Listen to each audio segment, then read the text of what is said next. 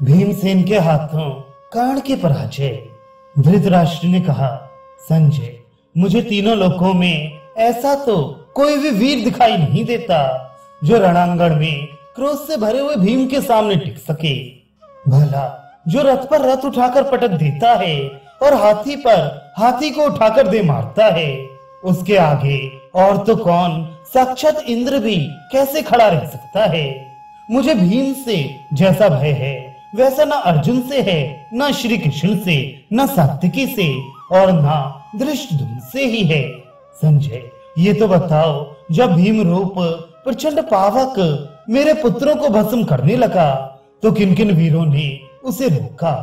संजय कहने लगे, राजन, जिस समय भीमसेन इस प्रकार गरज रहे थे उस समय महाबली कर्ण भी बड़ा भीषण सिंहनाद करता हुआ युद्ध करने के लिए उनके सामने आया।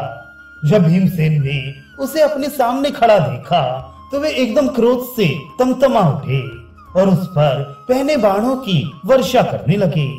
कर्ण ने भी बदले में बाण बरसाते हुए उन्हें दृढ़ता से सहन कर लिया। उस समय भीमसेन का भीषण सिंहनाद सुनकर अनेकों योद्धाओं के धनुष पृथ्वी पर गिर गए। बहुतों के हाथों से हथियार छूट गए, किन्हीं किन्हीं के प्राण भी निकल गए तथा उनके जो हाथी घोड़े आदि वाहन थे वे भयभीत और निरुत्साह होकर मलमूत्र त्यागने लगे। ये देखकर कर्ण ने भीमसेन पर 20 बाण छोड़े तथा 5 बाणों से उनके सारथी को बींध दिया। इस पर भीमसेन ने उसका धनुष काट डाला और 10 बाणों से उसे भी घायल कर दिया। फिर उन्होंने बड़े वेग से 3 बाण उसकी छाती में मारे। इस भारी चोट ने कर्ण को कुछ विचलित कर दिया, किंतु फिर वह धनुष को कान तक खींचकर भीमसेन पर बाण बरसाने लगा। तब भीमसेन ने एक छुरपुर बाण से उसके धनुष की टोरी काट दी तथा एक भल्ल से सारथी को रथ से नीचे गिराकर उसके चारों घोड़ों को धराशायी कर दिया। इससे भयभीत होकर कर्ण तुरंत ही अपने रथ से कूदकर वृषसेन के रथ पर चढ़ गया। इस प्रकार संग्राम में कर्ण को परास्त करके भीमसेन मेघ के समान बड़े जोर से गरजने लगे। उस सिंहनाद को सुनकर धर्मराज समझ गए कि भीमसेन ने कर्ण को परास्त कर दिया है। इससे वे बड़े प्रसन्न हुए। इधर जब आपके पुत्र दुर्योधन ने देखा कि हमारी सेना तितर बितर हो रही है तथा अर्जुन, सात्यकी और भीमसेन जयद्रथ के पास पहुंच चुके हैं, तो वह बड़ी तेजी से द्रोणाचार्य के पास आया और उनसे कहने लगा, आचार्य चरण, अर्जुन, भीमसेन और सात्यकी, ये 3 महारथी हमारी इस विशाल वाहिनी को परास्त करके बेरोक टोक सिंधु राज के समीप पहुंच गए हैं। ये तीनों ही किसी के काबू में नहीं आए हैं और वहां भी हमारी सेना का संहार कर रहे हैं। गुरुजी, सात्यकी और भीम किस प्रकार आपको परास्त करके निकल गए, ये बात तो समुद्र को सुखा डालने के समान संसार को आश्चर्य में डालने वाली है। जब ये तीनों महारथी आपको लांग कर निकल गए तो मुझे निश्चय होता है कि इस संग्राम में अभागे दुर्योधन का नाश अवश्यंभावी है। खैर, जो होना था सो तो हो गया।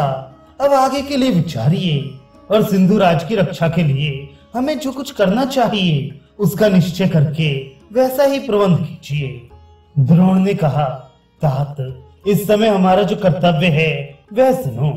देखो, पांडवों के 3 महारथी हमारी सेना को लांग कर भीतर घुस गए हैं। इस समय जयद्रथ क्रोध में भरे हुए अर्जुन से बहुत डरा हुआ है। उसकी रक्षा करना हमारा सबसे बड़ा कर्तव्य है, इसलिए हमें प्राणों की भी परवाह न करके उसकी रक्षा करनी चाहिए। इस युद्ध द्यूत में हमारी जीत हार उसी के ऊपर अवलंबित है। अतः जहाँ बड़े बड़े धनुर्धर जयद्रथ की रक्षा करने में तत्पर हैं, वहीं तुम शीघ्र ही जाओ और उन रक्षकों की रक्षा करो। मैं यहीं रहकर तुम्हारे पास दूसरे योद्धाओं को भी भेजूंगा और स्वयं पांचाल, पांडव तथा संजय वीरों को आगे बढ़ने से रोकूंगा। आचार्य की आज्ञा सुनकर दुर्योधन अपने ऊपर ये भारी भार लेकर अपने अनुयायियों के सहित तुरंत ही वहां से चल दिया। जिस समय अर्जुन ने कौरव सेना में प्रवेश किया था उस समय कृतवर्मा ने उनके चक्र रक्षक उत्तमौजा और युधामन्यु को भीतर नहीं जाने दिया था। अब वे बाहर जाकर बीच में से सेना में घुसकर अर्जुन के पास पहुंच गए। ये देखकर कुरुराज दुर्योधन बड़ी तेजी से उनके पास गया और दोनों भाइयों के साथ डटकर युद्ध करने लगा।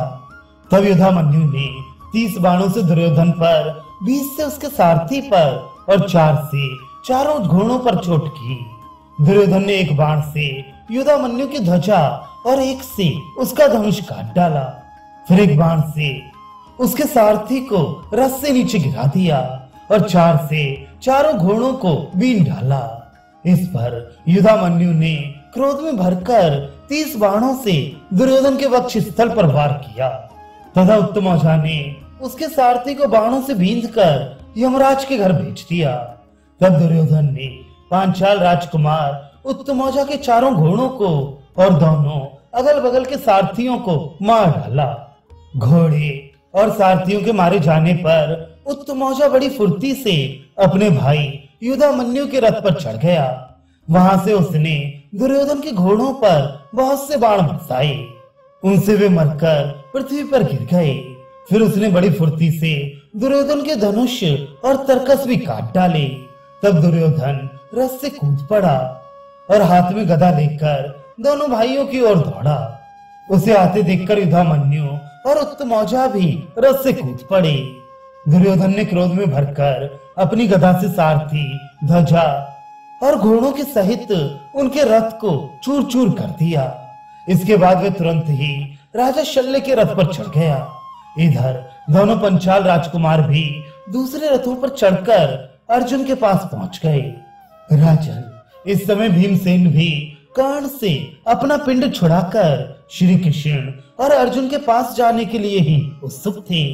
किंतु जब वे उस ओर चलने लगे तो कर्ण ने पीछे से आकर उन पर बाण बरसाने आरंभ कर दिए और उन्हें ललकार कर कहा, भीम, आज अर्जुन को देखने के लिए उतावले होकर तुम मुझे पीठ दिखाकर कैसे जाते हो? तुम्हारे ये काम कुंती के पुत्रों के योग्य तो नहीं है।